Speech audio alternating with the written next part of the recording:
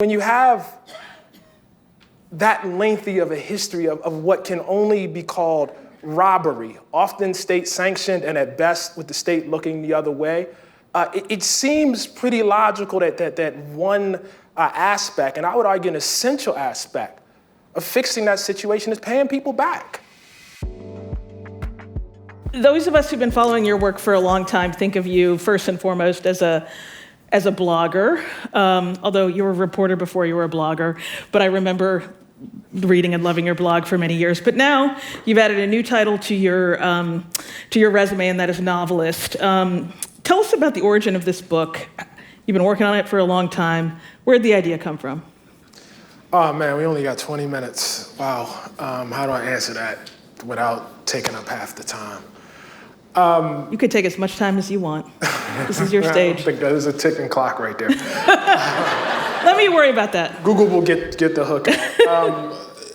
I would say that question has a lot of answers, but I think the one that probably is most interesting, because it's a lot of things that came together, is the realization on the limitations of facts. During my earlier period as a blogger for The Atlantic, I spent a good bit of time blogging about the Civil War, which was, at that time, and still remains, one of the most misunderstood, important events in American history. And you could quote the causes of the Civil War from people who were stating their terms of aggression at the time. You could assemble all the data you wanted, all the historical evidence you wanted that made it clear that the war was about the continuation and the expansion of slavery. And people would look at you and just would say, no, it's not. And it became really, really clear that you weren't really having a conversation about facts. You were having a conversation about deeply, deeply embedded beliefs and myths. And so it wasn't so much that you would even be able to persuade a certain sector with evidence, with the kind of things that we assemble in nonfiction. It became pretty clear to me that you needed to tell new stories. There was a story around Robert E. Lee, for instance. There was a story around Nathan Bedford Forrest, the founder of the Ku Klux Klan, and thus the inaugurator of the largest domestic terrorism campaign in American history. And yet and still in the state of Tennessee, there are more statues of Nathan Bedford Forrest than any other public figure. That's because certain stories and mythologies had been erected around these people. And so I just became concerned, how could it be that the cause of enslavement, the cause of selling off people's children, the cause of destroying families, how did that become mythologized, and softened down into the General Lee and the Dukes of Hazzard? And it became clear to me that we needed new stories. And so The Water Dancer, my new novel, is an attempt to tell a different one. So this story does, in some ways, kind of create a new mythology of its own. Your main character, Hiram Walker, he's the son of a plantation owner and an enslaved mother. And as a young man, he discovers that he has these unusual powers. And I think one of the big themes that's run through your work, certainly your nonfiction work, is the importance of memory. And I would say the power of amnesia. I mean, amnesia, I think, is kind of the American superpower, this ability to persuade ourselves of our innocence by not remembering. So it struck me that you created a character whose superpower is memory. Could you just talk about that character and the importance of memory? Yeah, I mean, you're exactly correct. I mean, it's allegorical, And one of the dynamics in the book is between the slaveholders and the enslaved. We give them different names in the book, because if you need different stories, you need different names. And so in the book, the enslavers are called the quality, and the enslaved are called the task. And one of the things that the main character comes to quickly realize as he matures throughout it is essential to the power of enslaving people, essential to the ability to commit the very, very brutal, dehumanizing acts that one must commit in order to enslave somebody is the power of forgetting. You have to forget. We should pause a moment and talk about how intimate plantation slavery was. it was not uncommon for a young black child to grow up right next to a young white child and for them to play together until they reached a relative age where they were charged with assuming their particular roles. And in order for that young white child to do what he or she had to do to that young black child, in order to do what the system mandates, you have to be good at compartmentalizing certain things. Because to dehumanize you, you can't remember playing with somebody. You can't remember the little games that y'all played together, little dances y'all played together. You can't remember that person sticking up for you. You have to somehow confine them to over here. And so, one of the things that Hiram talks about in the book, and I think this is actually true of our country, is that when we want to do horrible things, the first thing we have to do is we have to forget. So what does Hiram remember? Walk us through the story. Hiram remembers everything. That's part of the problem. Hiram remembers every little thing. If Hiram were here right now, he could repeat verbatim everything that you and I just said, everything that Killer Mike and Anderson just said. But he could not remember the things that are most intimate to him. And in the story, that is his mother. His mother has been sold off by his father. Hiram is a product of sexual violence. There is no choice under the system of enslavement. It's all coercion. And even though he can remember every single little detail, he only knows his mother because the enslaved community in which he exists has told him about his mother. But were it up to him, he probably would forget his mother, push her into the down there of his mind, as he says. So I want to linger a little bit on the language, and you talked about this already a little bit, but in the book you call the enslaved the tasked, and the enslavers are called the quality. And I also noticed that you call there's a power that Hiram has called conduction. Talk to me about how you kind of created the language that you used in the book and why it was necessary to bring these words, which are, they're not new words, but they're words being used in a different way than we typically do. Yeah, I think naming things, and for those who are undergoing the oppression, those who have the boot on their neck to claim the power is very, very important. I'll give an example if I can bring this together. For the past, 20 or so years, it has been pretty much the stipulation that we, refer to those who experience the crime of rape as rape survivors, no longer as rape victims. And I, like most, people with common sense and decent respect, have used that terminology, though I can't tell you that I understood why I was using that terminology or what it quite meant. And it was only through writing this book that I came to that. That is to say that there is the thing that somebody does to you, that somebody takes your body, they capture your body, and they do the thing to you. And then it's the name that people put on you, which erases everything about you. So being raped is a thing that happened to you. It's not the thing you want to be seen as. It's not the thing that should obviate every little detail about your life. And I found a very similar thing with enslavement. Slave sounds like something that the person is, as opposed to the condition which somebody else put upon them. Black people in this country from the period of 1619 to 1865 were not slaves, they were enslaved. A thing was done to them. And underneath of that was all of their humanity, all of their identity, all the laughing, all the crying, all the mourning, all the singing, all the dancing. It was not, what was done to them was not their identity.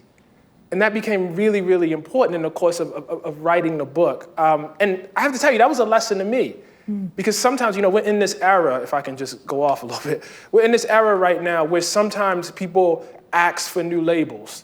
And because we don't necessarily understand those labels, we deride them. We don't comprehend why, folks want new names. And so we, make fun of them, we make jokes about them. But maybe it's worth being respectful and just calling people what they ask for. And maybe you'll catch up a little later.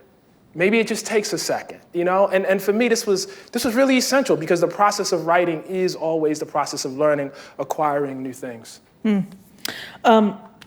I was curious who some of your influences were when you were writing this book. I mean, I see elements of Octavia Butler. I see some, obviously you're a comics writer, so you drew from that experience and your love of comics, some Toni Morrison, maybe some Stephen King. What did you draw from? Because, I mean, clearly fiction is something that you've been thinking about for a long time, but it's a shift. Yeah, although oddly enough, I started this before I started Between the World and Me and before I started almost everything, and we were 8 years in power. So most writing, this is older than almost anything that most people know me for.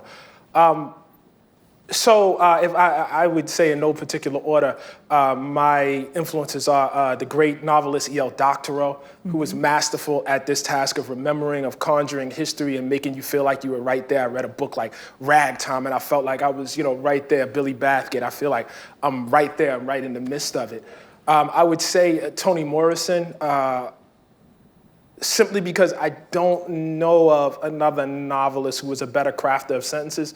And that sounds very minor and very, particular and maybe not very important. But in fact, I think part of the power that people achieve in their writing, when you're trying to achieve that power, the main thing you're trying to do is be as efficient as possible and condense as much emotion, as much feeling, as much intensity into as small a space as you possibly can. And Toni was an absolute master of that. And then finally, Frederick Douglass.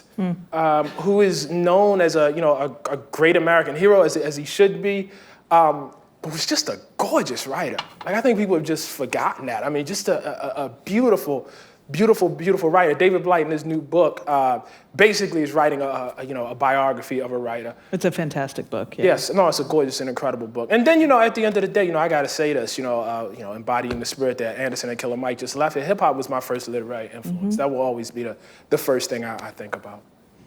I think I heard in an interview in which you said, and I don't know if this was the order, Rakim, Dungeons and Dragons, and what was the third? Comic books. Comic books, It was that's about right. Dungeons and Dragons. And I was like, that'll do you. That'll do you. Yeah. So I think of you primarily as a journalist, and you've talked a lot about the importance of reporting. And one of the things that's really striking about this novel is how deeply reported it is. I mean, like the physical landscape of the plantation, but then also the way that you've managed to capture the interior life of the enslaved, which there's one set of documentation that's very, fragmented and partial to draw on, but also how you've managed to capture in a very human way the enslaver. I mean, the master. So talk a little bit about your process of doing research for this book and how how it came together. Yeah, so I'll the first thing I'll just say really quickly on that note of capturing the enslaver is if they're too evil, you don't believe them. You understand what I'm saying? And if they're too evil, it actually kind of loses its power because you have the ease of being able to say, it's no way that couldn't have been me. So in every one of these characters, there's some of me. I had to imagine myself, even into the people that are doing the worst possible things. I had to find myself in it, because that's the only way the reader finds, themselves in it. In terms of the research, I spent a good, most of the last 10 years, visiting, enslaved plantations around this country. I went to the Whitney Plantation down in New Orleans, Shirley Plantation in Virginia, various Civil War sites, Montpelier in Virginia, James Madison's, home, Thomas Jefferson's, Monticello, which had a huge, huge influence on me and really, helped me work through a lot of feelings about Thomas Jefferson. And much of this book is probably influenced by that, being about the physical architecture of Monticello and by many of the... Well, like Monticello, Lockless is a failed plantation. It's a failed, it is. People often don't know what a lousy businessman Thomas Jefferson was. Yes, he was a horrible businessman. Thomas Jefferson, what I always tell people is Thomas Jefferson died in debt. You got to be a really bad businessman to have no labor costs and die in debt. And pro tip. And less funny. When Thomas Jefferson died, they looked around to figure out how they were going to pay the debt, and they looked at the land, and they looked at the furniture, and they looked at all the nice things that they had accumulated, and they realized that virtually all of the value of the plantation was in the people that they had enslaved. And so to satisfy those debts, they sold off those people right on the lawn of Monticello and divided those families. And that knowledge, that reality, you know what I mean, very much fueled me through this book. Listen, I always tell everybody should go to Monticello, but African Americans specifically should really, really go to Monticello. You mentioned families being separated. I mean, we can't help but think about what's happening in our country right now with family separation. As you said, this book's been with you a long time, but the idea of separating children from their parents is not a new American idea. This is something very old. No, it's not. And what I strongly suspect is whenever you seek to oppress or exploit another group of people, you attack their families. I think that's always a line of contention. I think in the most recent fight over marriage equality, it's about the right to form and protect families. That was a huge, huge line. And so I don't even know that it was new for us, so much as family is so elemental, to any group of human beings, that, when you find yourself in a conflict and somebody's trying to exploit you, that's the first thing that, folks go for. I will say that it was very, very important for me to write this book in a certain way, and to show the intensity and the love and the caring that was in Black families, because we exist in a time where we are often told that the Black family is pathological, that there are problems with the Black family, there's bad culture in the Black family, and men don't care about the kids, women talk all kinds of ways today, all sorts of, negative ideas about how we relate to each other in family. And whenever I do historical research, not just at this period, but whenever I've done historical research here in America, what I found is quite the opposite. And in fact, people trying to form families among the most harshest and unimaginable and violent conditions. And so it was very, very important for me when I was writing this book to focus on those efforts to maintain, strengthen, and endure among Black families during that period. John Conyers just passed away. Rest in power. You wrote your piece, The Case for Reparations. I think you found yourself in the somewhat uncomfortable position of testifying before Congress about reparations. How has it been from your vantage point to see the subject of reparations come to the foreground, be embraced by, credible contenders for the Democratic nomination, talked about in a different way in society? I'm very pleased. I am one who believes that the dominant relationship between what we call Black people in this country and what we call white people in this country is one of robbery and theft. That extends, from the 250 years of enslavement in this country through the 100 years of Jim Crow, in which Black people were robbed of the right to vote, robbed of the right to participate in the political process, in which they were taxed, and an entire public architecture was erected throughout the southern states, public pools, public universities, public schools, public libraries that they were excluded from despite paying into it.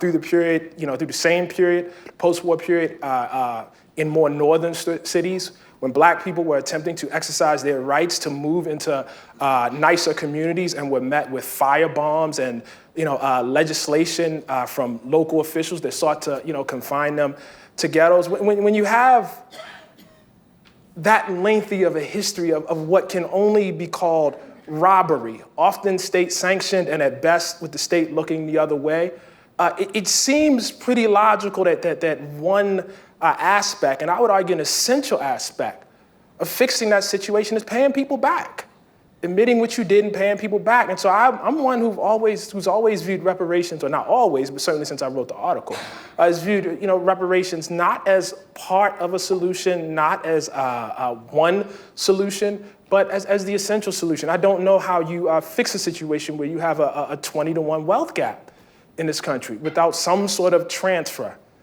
Because the transfer is exactly what happened to us, a negative transfer. A transfer of our labor, our value. Our bodies. Bodies. Everything. Other people. Yes. So I hate to ask you what's next, because you're just at the end of a really difficult book tour. I'm sure it's been exciting, I'm not but at the also end. exhausting. Oh, really? It's going on after this? Oh, Yeah. wow. I got another 2 out of 3 weeks. Another 2 out of 3? Yeah, you can ask me when after this. I mean, I'm happy, I'm very, very pleased. Oprah picked the book up. I was very, very shocked and surprised and just, elated by that. I'm happy that there's an audience. I'm happy that you guys are here listening to my haranguing on the country and things that we'd rather not talk about. And so I have another 2 weeks of that, and then I'm going to take my family on vacation for Thanksgiving, and I'm going to chill out for a little while. That's what's next for me, and I'm going to enjoy my holiday. All right. Well, you deserve it. Ta-Nehisi Coates, thank you very much.